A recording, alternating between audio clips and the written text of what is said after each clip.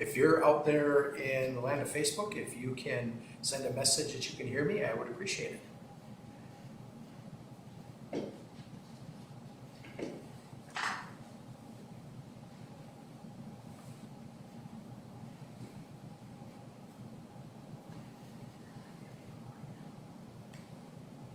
Okay.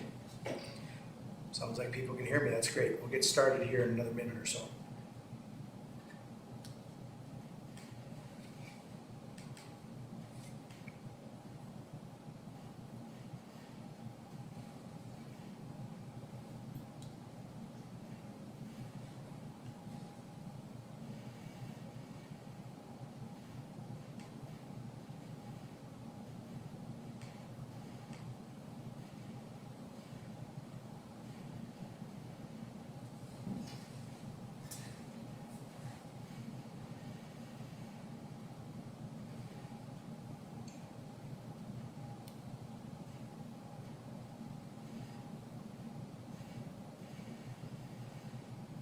Well, I've got 7 o'clock on my computer, so I'm going to go ahead and get started. Good evening, everyone, and welcome to the Storm Forecast Facebook Live event, the first one for the 22-23 school year. My name is Brad Bergstrom. I'm lucky enough to be the superintendent here for Sauk Rapids-Rice Public Schools, and I'm very happy that you were able to join us tonight for this meeting. For those who are new to this and have not been on one of these Facebook Live meetings in the past, just a little bit of background for you with that, and that is that the purpose of these meetings are for me to be able to answer questions that our school community may have in regards to things that are going on in the district. That process works by typing in your questions into the comments in Facebook, and we've got people here tonight who will be reading those. They'll write those questions down on a piece of paper for me. You'll see me periodically step out of the screen to grab those pictures or grab those questions, and then I will try to answer them to the best of my ability.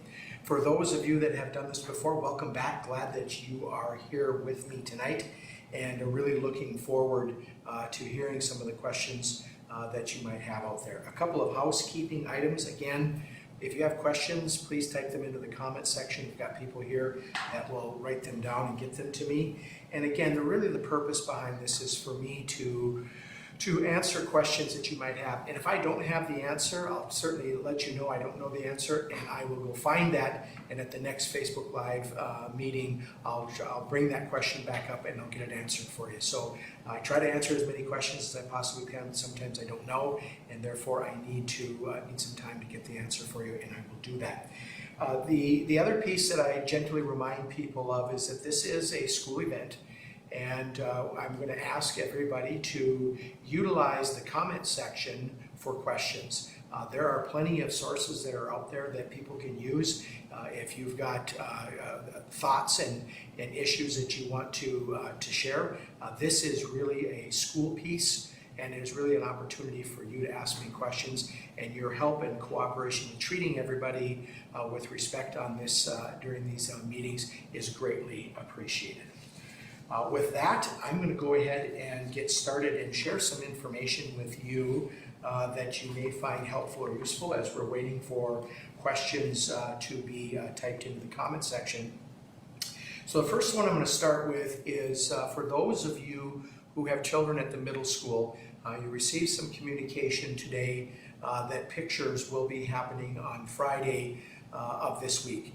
And while there is not a lot of notification for that, I wanted to share with you that it was simply something that we weren't aware of. And when I say we, at the middle school, we have a new principal, and by the way, we welcome Laura Arndt as the new middle school principal. We're very excited to have her be joining the Sauk Rapids-Rice Storm family again, and so welcome to her. But both her and her new office manager were unaware that this had been scheduled, as these are usually done earlier in the year. So again, while it is not an excuse, it is certainly the reason, and we will certainly work to ensure that for future events like this, we'll get notification out to you sooner. So again, apologies for the late notice with that. We simply didn't know, and I'm sure that we can give a little bit of grace to the middle school for not knowing this. And again, those pictures will be this coming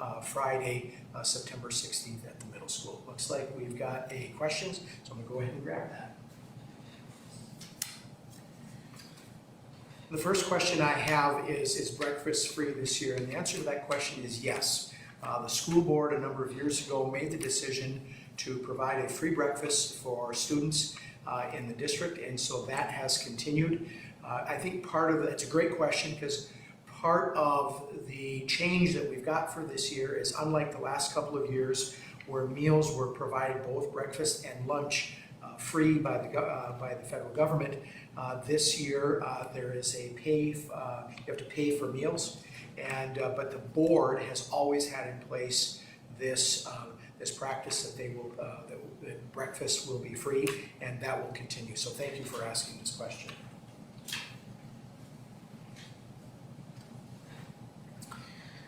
I have some other information that I'll share with you as I get ready to answer more questions. Next week is always a fun week in Sauk Rapids-Rice Public Schools, and it's homecoming week. That'll be the 19th through the 24th of September. And as a part of that, we're going to be celebrating the grand opening of the new Pleasant View School. That will take place on Saturday, September 24th. From 1 until 3:30. We're going to have a building dedication at that time. There will be tours where members of the community can come on in and take a look at the building, and we'll have staff around the building to answer any questions that you might have, and we will also have refreshments there. So again, that is this on Saturday, September 24th from 1 until 3:30, and we're inviting the community to come on in and take a look at this amazingly beautiful building, and we look forward to seeing members of the community there on the 24th. Speaking of homecoming, on Monday the 19th at 7:30, we'll have the homecoming coronation that will be taking place at the High School Performing Arts Center. We'll ask that you please enter in through door number 6 when arriving. Admission is $1 per person, and that will be payable at the door. So again, we've got coronation for homecoming on the 19th at 7:30 in the Performing Arts Center at the high school. Please enter in through door number 6. That is on the west side of the high school, and admission is $1 per person, and that will be payable at the door. Continuing with the homecoming theme, we've got some home events or activities that will be taking place. So on Tuesday of that week, volleyball will be playing Monticello here at the high school at 7 o'clock, and girls soccer will be taking on Apollo at 7 o'clock here at the high school as well. On Thursday, we are taking on Alexandria in girls tennis, and at this time we are planning to open up our new tennis facility here at the high school. That will start, that meet starts at 4:30, and we're hoping to have the girls start practicing on Monday the 19th, and our first home meet on against Alexandria at 4:30 on Thursday. And so that will also be a great time to come on out and take a look at our new facility. We're very excited about that. It's a great asset for our teams as well as for our community. In addition to tennis on Thursday, we also have swimming and diving versus Ricori that will start at 6 o'clock, and then also boys soccer versus Detroit Lakes. We also want to wish our cross-country team, who's going to be competing in the Cold Spring meet, the best of luck next week for them as well. And so those are some of the events that are happening during the week here at Sauk Rapids Rice High School as part of the homecoming festivities. I'm looking right now and not seeing any questions, so I'll just keep talking about some of the things that are happening with homecoming. Again, if you have any questions in regards to things that are going on in the district, or questions that you have in relationship to something that you've been thinking about, please feel free to type the question into the comment section, and we've got people here that will try to answer, well, write down the answers, or write down the questions, and then I'll try to answer them for you.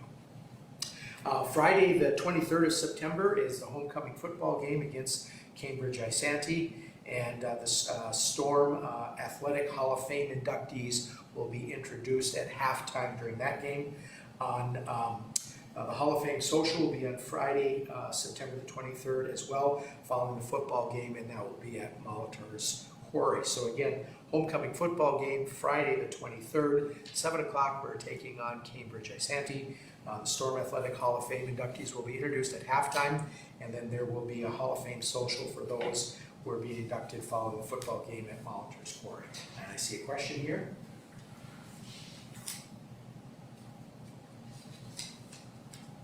So the question is, grade level caps increase this year. Are there any grades at their cap? So I'm going to take a step back a little bit with this. So last spring, the decision was made that we were going to increase our grade level caps for the month of April and the month of April only, and allow there to be some potential for some open enrollment if families were interested.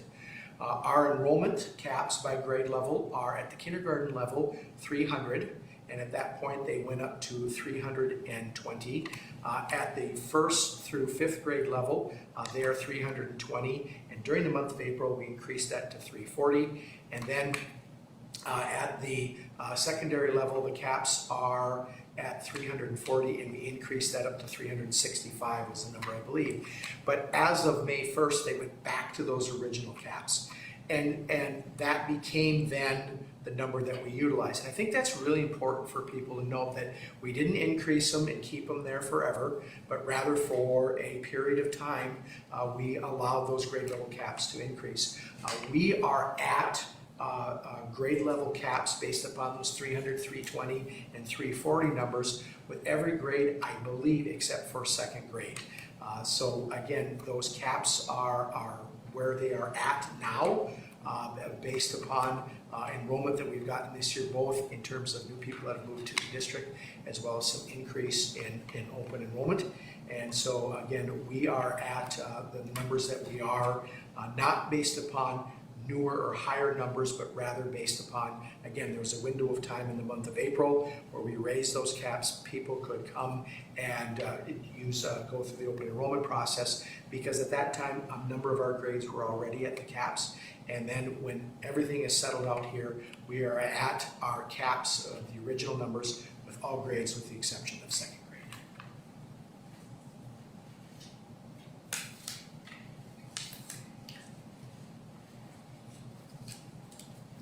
So the next question here is, can new parking rules for Rice be enforced? Parents hold up line by getting out of their vehicles. You know, that is, it doesn't seem to matter which building that you're in, nor what district you're in for that matter. When it comes time for pickup, drop off of students or families that are choosing to pick up and drop off, the etiquette and following the expectations of drop off and pickup are really, really important to be followed. And there's two things that really tend to put the proverbial stick into the moving spokes of the bike. And one is when people get out of line. And so in other words, they are not patient and are willing to wait until the car in front of them moves or leaves. And so they start creating their own traffic lane. And the other piece is when people get out of their cars and leave and back up the cars behind them. So as a common courtesy, again, I will certainly talk with the principal at Rice in regards to this, so that we can have a more fluid flow to the traffic, and so that people aren't being backed up when it comes time for pickup or drop off. But again, I think this is a good rule of thumb for all of us to remember, is that if you are choosing to pick up or drop off your student at any of our buildings, please know that there is a protocol that's in place, and getting out of a car and leaving it for a period of time does cause the flow to get backed up, and it creates some issues. So courtesy with that would be greatly appreciated. And again, I will certainly talk to the principal at Rice and share this thought with you. The new bus tracking app coming.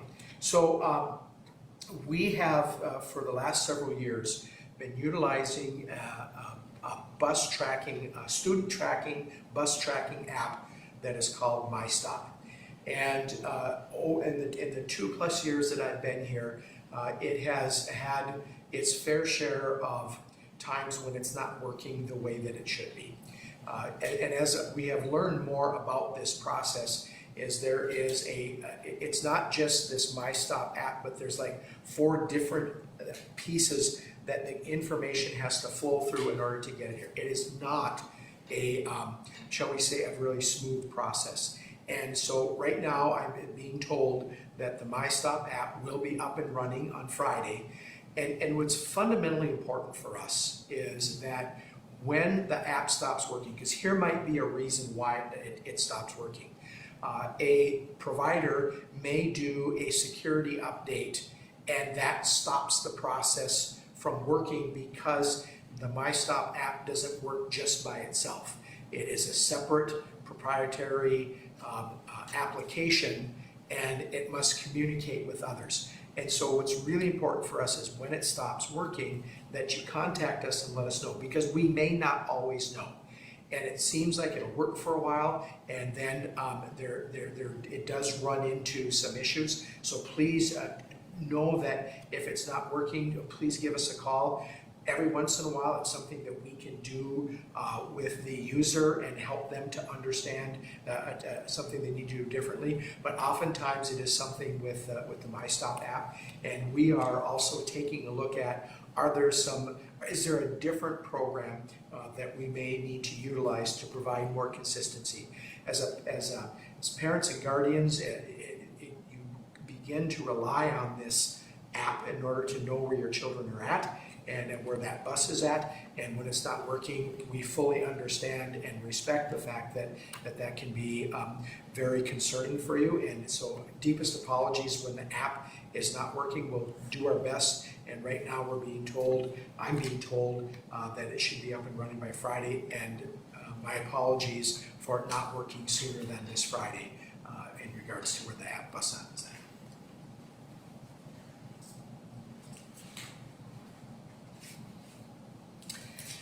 Back to homecoming events here. I want to go back to the homecoming events, and I want to talk a little bit about the Hall of Fame brunch and induction ceremony.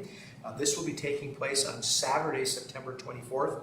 It'll be here at the high school. It's usually done in the Commons, and that'll be at 10 o'clock. Please note, if you're interested in coming to that, there is a ticket that is required for you to gain entrance into that. If you have any questions with that, please feel free to reach out to the activities department, and they can certainly help you with that. Looks like we got some questions here.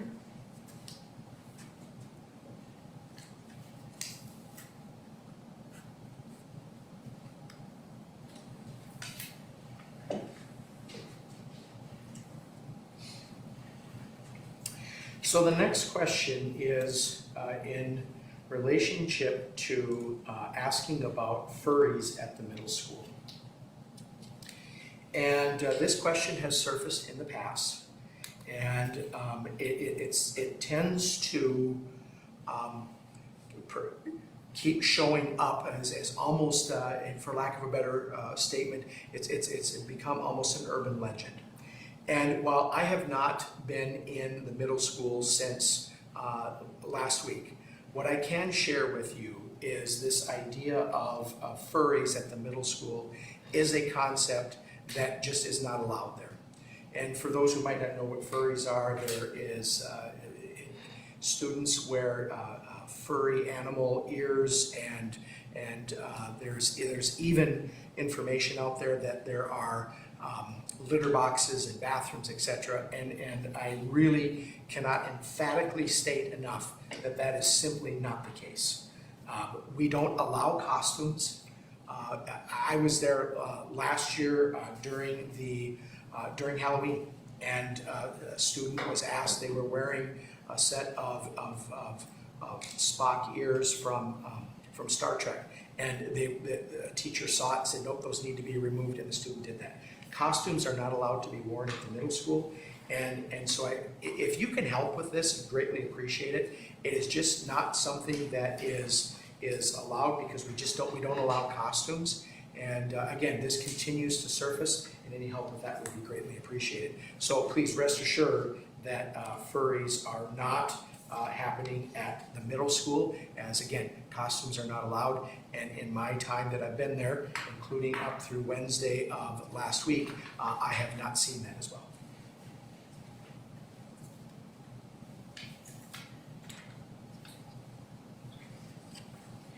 So the next question here is, did class size go up quite a bit, at least at the middle school? So at the middle school, across all 3 grade levels, so that's 6th, 7th, and 8th grade, we are up 40 students from where we ended last year.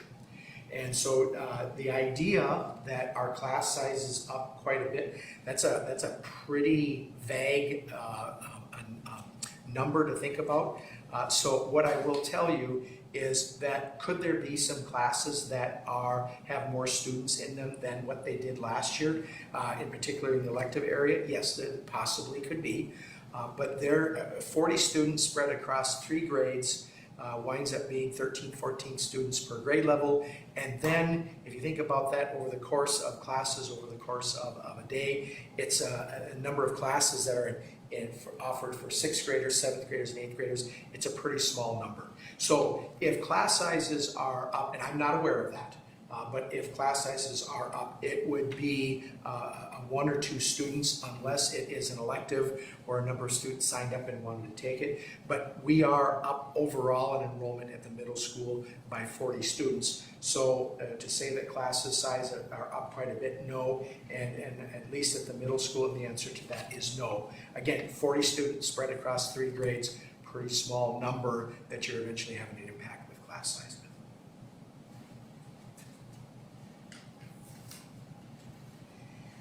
So the next question here is, why did we find out about pictures 2 days before they're going to happen? And I talked about this a little bit at the beginning, and I'll come back to it because I think it is a great question. And it really is, we have a new principal, we have a new office manager, and they just were not aware that pictures were coming. Pictures are generally set up for the next year. That's usually done sometime in late winter or spring, and there was they just didn't know. Again, do I understand that this does create some frustrations for families? Absolutely. I get and understand that, as does the principal. But at the end of the day, this was something that is very unfortunate, but it was not done on purpose. It wasn't a dropping of the ball per se. It is something that just was not known. And again, apologies for the late notice, but it's one of those things that it's just an unfortunate piece, but it was certainly not something that we weren't trying to be proactive in the communication department with staff, and do apologize for that.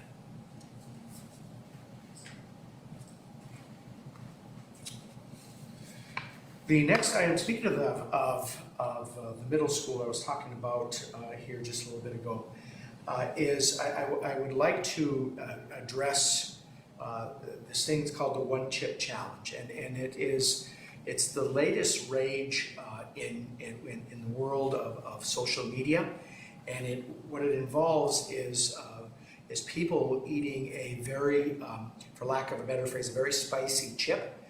And it is having some significant health impacts on students around the state, around the United States, and I can venture to say probably around the world with social media.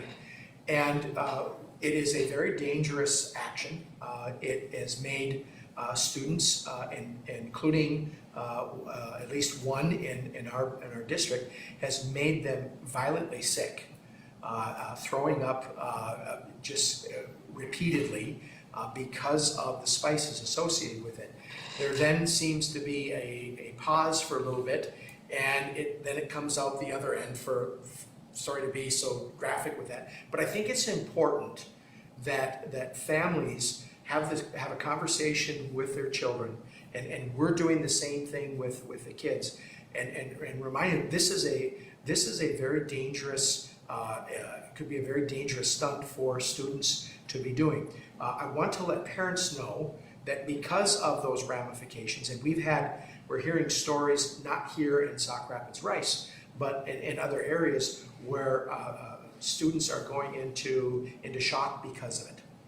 And at the end of the day, we want to be really clear with this, that if a child does this, and again, we will work very hard to make sure that our students are made aware that we don't want this to happen. But if it does happen, we want parents and guardians to know we're going to be calling you, and you're going to have to come pick up your child. and they're going to have to go home. And again, we'll give you some health information to be aware of, but we cannot keep them at school knowing that there is going to be these health issues that can lead to further health issues where medical attention may need to be sought. So again, at the end of the day, it's called the One Chip Challenge. It's the latest rage in social media, and it is very dangerous for anybody who does it.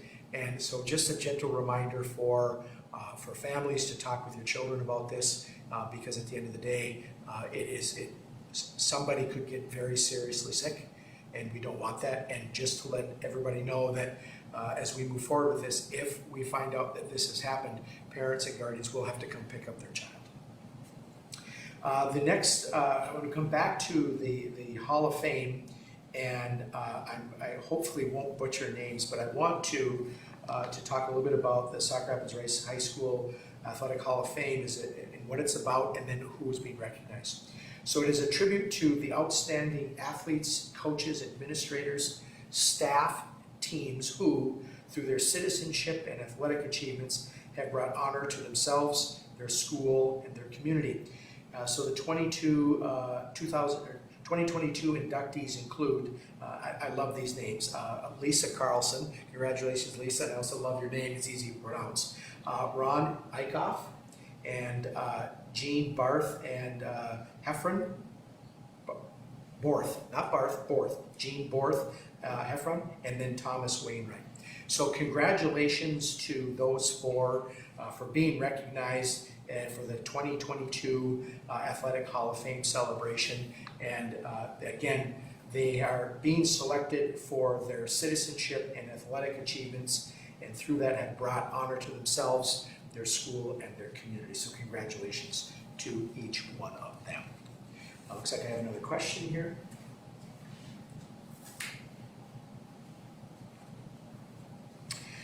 The next question is, did we switch yearbook picture companies? I see it's Jostens this year, and we have done some things where we've used some different companies over the year, and yes, we have moved to Jostens, and that is the company that we're going to be utilizing for pictures as well as for our yearbooks, etc.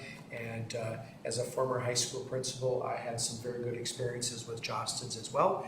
And at the same time, we also know that there is always, we're looking to try to find ways to provide the best product for our families and for our students. And so yes, we are utilizing Jostens this year.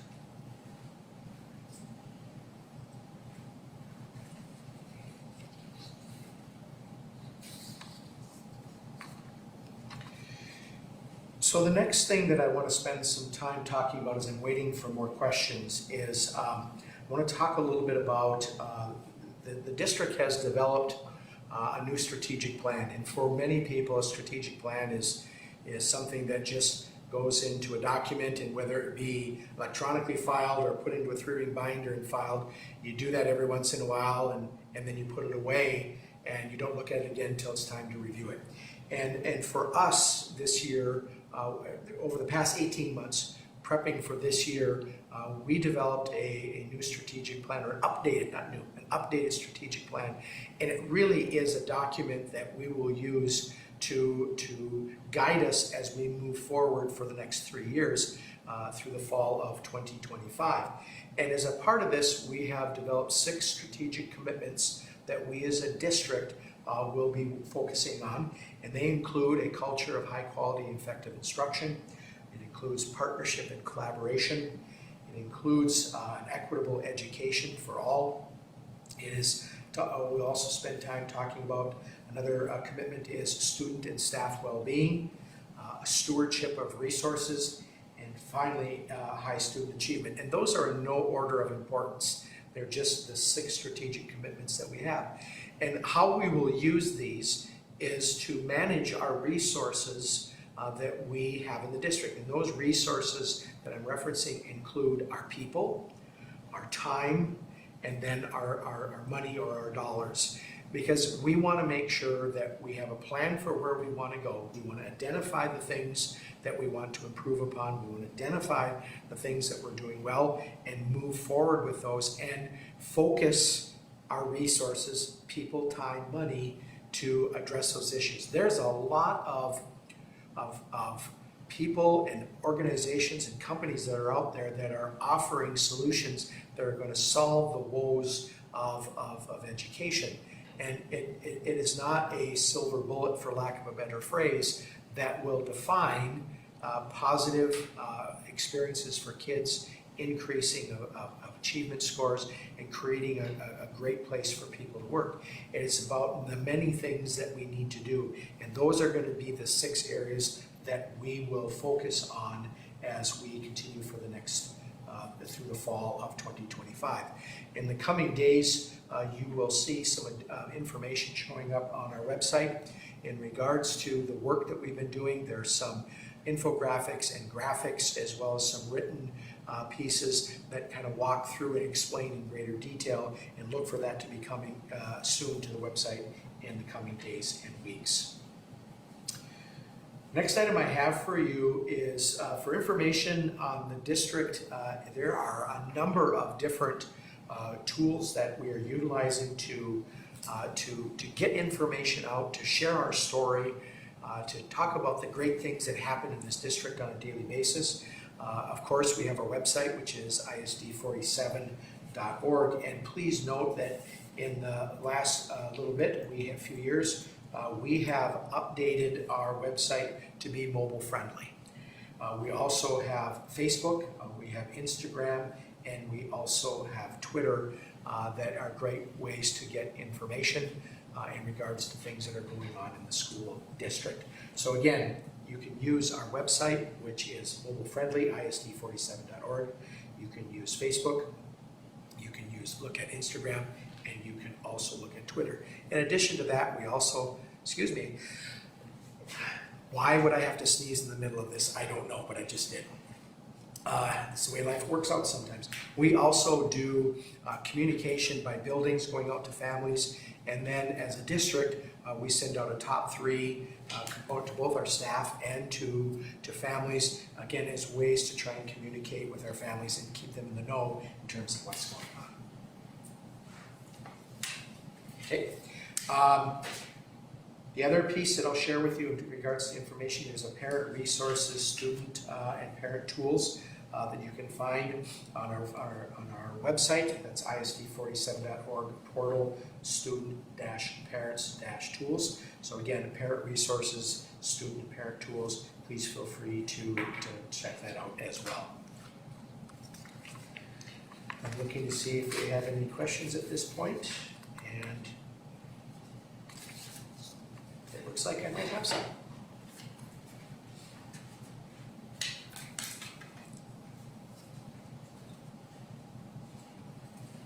So the question is there any way to shorten bus rides or add routes? Some Rice students are getting home at 5 o'clock. I want to talk a little bit about busing here, so it's a great question. So thank you for whoever asked this question. So usually the first week of the school year, it generally takes us a little bit of time to get our bus routes where the times, especially at the end of the day, where the times are much more indicative of where they're going to be throughout the course of the year. And that happens for a couple of different reasons. Number one is that we're trying to help students find their bus and know where they need to go. And so it usually takes 3-4 days, and we eventually get there and hit our stride with that. By the time that we are getting into the second week, if we're still if times are running late, we need to be aware of that, because that is not the intention. As far as adding routes and shortening bus routes, the only way you can shorten a bus route is you have to add additional bus routes. And one of the things that happens with this is that while we are very fortunate with our partners at Voight's Transportation to have drivers, if you have spent any time looking around the state of Minnesota, either by listening to the news or driving around, there is hardly a community that you don't go through that you don't see a help wanted sign for bus drivers. And that becomes a major problem for us in terms of trying to make sure that we have enough drivers to drive our routes, as well as take care of the extra and co-curricular trips that we do as well, which again are all part of the educational experience that we want to provide for our children in this district. So I will certainly reach out and have some conversations with our folks in transportation, and getting home at 5 o'clock is certainly something that hopefully we can adjust that and get those times a little bit better. But I'm not aware of a consistent drop-off time at 5 o'clock for our students in the district, but I will certainly look into that and readdress this at our next meeting.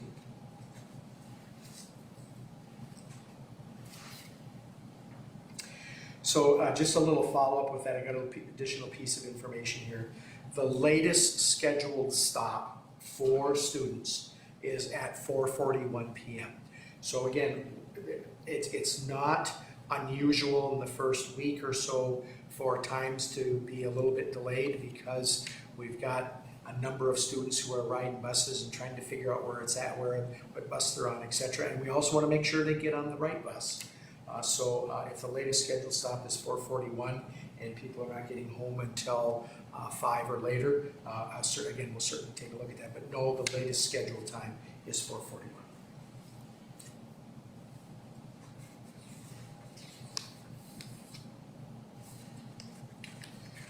The next item that I would like to talk about as we're waiting for more questions is to spend some time talking about the educational benefits form.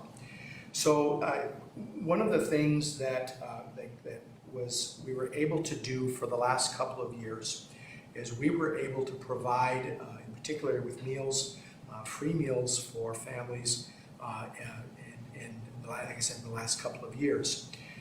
We learned late last year that was going to be changing, and so families who qualify for financial reasons qualify for a free or reduced lunch, and we call that the educational benefits form.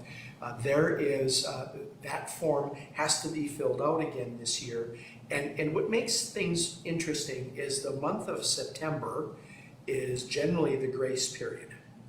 And so the reason why I make mention of that is this form needs to be filled out every year. So really want to emphasize to families to fill the form out, and even if you choose not to utilize the benefits that come with it, if you do qualify, that rate, that percentage of students that qualify for educational benefits, that does have an impact on the district in terms of additional funding that could be brought our way to help support students with reading and math. It also has an impact in activities in terms of what class we're going to be in for the various activities that we're a part of. It can lead to families having activities fees being reduced. We did have to raise our fees this year, and for the first time in a number of years. And so there is an opportunity for fees to be reduced activity-wise if somebody qualifies with the educational benefits form. College application fees can be discounted. The technology, you can receive a discount with technology fees and other school resources associated with technology if this form is filled out. You can, if you are in need of childcare, either before or after school, through the Rice Kids Club, there can be a discount with that. Academic testing fees with ACT, SAT, AP tests. You qualify, again, those fees can be discounted. And then also you can be discounted with fees in regards to any number of the amazing events that we host through community education. So this is not just related to meals that you can get at a reduced or free rate. There's also a number of other components that you can qualify for that open up doors to reduce fees. And it's so easy to apply. You can log into your Family Skyward account and select food service, walk through, get that piece done. So a gentle reminder, if you have qualified for a reduced fee for lunch or any of these others in the past. You will need to fill that out again this year. If you filled one out last year, even though the meals are free, you're going to have to fill it out again this year. That is one of the requirements that families have to do, is they have to fill it out each year. And we are also here to help you. Please reach out to your child's school if you are having some questions, problems, or concerns with filling out the form. We are here to help you in getting that done. The next item I want to spend a little bit of time talking about is something that I've made mention of in these Facebook Live meetings for the last couple of years that we've been doing them. And it's in regards to how we treat people. And I know that there is a lot of stress in the world today. Things seem to be operating at a much faster pace than they have in the past. And I also realize and understand that sometimes people just have a bad day. And I get that. I have them myself. But one of the things that I really want to express my desire for and be very clear with this is that while I believe we do an amazing job at educating the children that come to school here and providing a great place for our staff to work, we are not perfect. And I've always been the kind of superintendent that if things are not going well or a mistake is made, we will certainly own that, and we will work very hard to fix it. If we do something that needs to change in order to better support our students and our staff and their families, we are more than willing to do that. What I see happening and have seen, and it continues to happen, is that when there are concerns with something that's going on in the school, is that the staff that work here, they are being treated very disrespectfully, whether it be yelling and cursing at people, sending emails that are laced with profanity, and or a telephone call where inappropriate language is being used, etc. And again, at the end of the day, I realize and understand that there may be a level of frustration for those who are reaching out to the school. And if we've done something wrong, again, we'll own that and we will work very hard to fix it. But what cannot happen, and what I will not allow to happen anymore, is that people to be able to treat our staff in a way that's anything other than respectful. This is, at some point, we have to understand that the best way for us to solve problems is to work together with it. Again, I believe and see daily the great things that we do, and I see the amazing lengths that our staff will go to make sure that the needs of kids and families are being met. And again, I'll come back to this idea that we are not perfect, and we make mistakes. And when that happens, we will own that, and we will move forward with that to fix it, to talk with you about what we need to do differently. But we can no longer be the type of organization that is going to allow our staff to be treated in anything other than a respectful manner. And again, I understand that people have a bad day. I have them as well. But the one thing that we can do is we can treat each other with a level of respect so that we can allow whatever issue is getting in the way to be resolved in the quickest manner possible.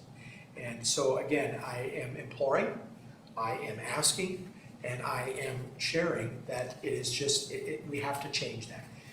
A vast majority of our interactions are very positive and very purposeful and helpful, and it's great. It's great to see that. So I don't want you to think that this is something that's going on every day in all kinds of different scenarios, but it does happen enough that it's brought to my attention, and I just want to serve notice that we're just not. We're going to work to solve the problem.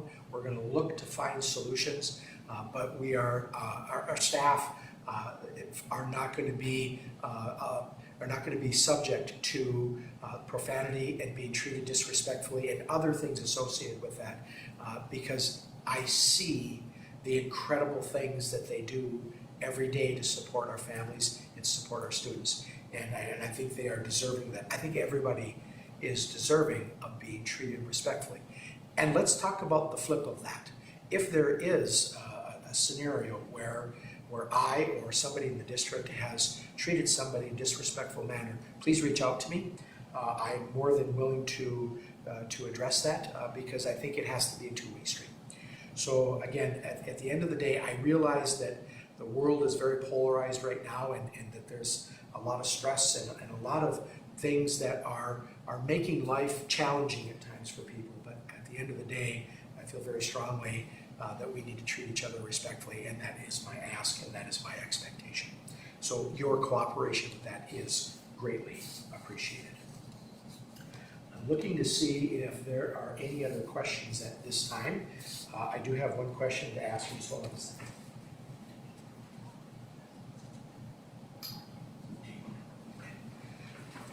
Okay, I'm fortunate enough to have our amazing Director of Business Services here tonight with us, Tracy Fuhrer. And there was some information that was shared today with families in regards to an auto deduction for replenishing food service accounts. And so I've asked her to come and share some information with you in regards to this. So this is Tracy Fuhrer. Hello, good evening, everybody. Just a note, so we sent out a notice today regarding auto replenish. So there is a setting in Skyward in your family access account that allows you to set up some settings that say, okay, when my lunch balance gets to this amount, please go and draw money from my account and set up a deduction or a pull from my account. So for the last 2 years, we've had that turned off because of, lunches being free, and it was becoming, we were drawing way more money than we needed just for the random a la carte items at that time. So we had it turned off. We are going ahead and turning it back on Monday. So the draws happen every night at 7 p.m. So between midnight Monday morning, so 12 a.m. to like 6:30 p.m. on Monday. If you've previously had that auto replenish set up, you want to go in and adjust your settings if you want to change it. If you don't want to do anything with it, you can leave it. It'll just draw the amount it's expected to pull, or what you said to pull, at 7 p.m. If you want to go ahead and set that up, you can do that at any time. Those draws will happen nightly at 7 o'clock, depending on what your threshold is. So if you have questions or comments or aren't finding it, please feel free to reach out to my office at the business office here at the district. Otherwise, just a note, that button, that's the auto replenish button, is not going to be turned on until Monday. So it's one of those things you got to kind of read through the whole communication, but until 12 a.m. Monday, the button's not going to be there, but it'll be there on Monday morning, and you can go set that information up. So, thank you, Brad. Thank you, Tracy. Greatly appreciate that. For families that want to utilize that function, it can be a very easy way to ensure that your child's lunch account is not gotten to the point where it is too low. I am not seeing any other questions at this time, so I want to thank those of you that took time out of your evening to come here and spend some time in this Facebook Live session. We are going to be doing these once a month. We will normally be doing these on the first Wednesday of each month, and we did it the second Wednesday this month because of the fact that we had school starting last week. So the next time that we will be getting together, I think, is October 3rd. But it'll be that first Wednesday in October, and we will continue to do that the first Wednesday of each month throughout the school year. I think that is it for tonight. Have a great evening, everyone. Take care, and go Storm.